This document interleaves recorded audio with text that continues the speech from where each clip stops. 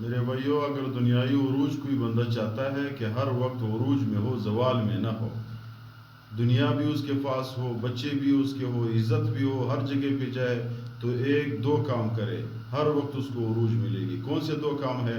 یہ کتاب میں موجود ہے، بخاری شریف کی آخری روایت ہے۔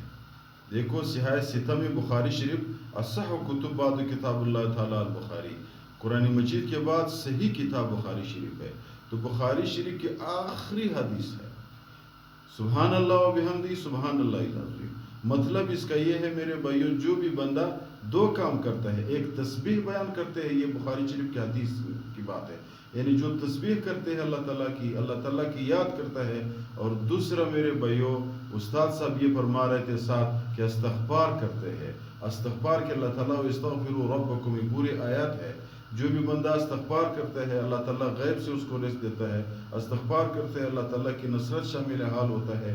ہر وقت انسان کی زبان پہ اللہ کی تسبیح ہوتی ہے، اللہ تعالیٰ اس شخص کو رحم کی نظر سے دیکھتا ہے۔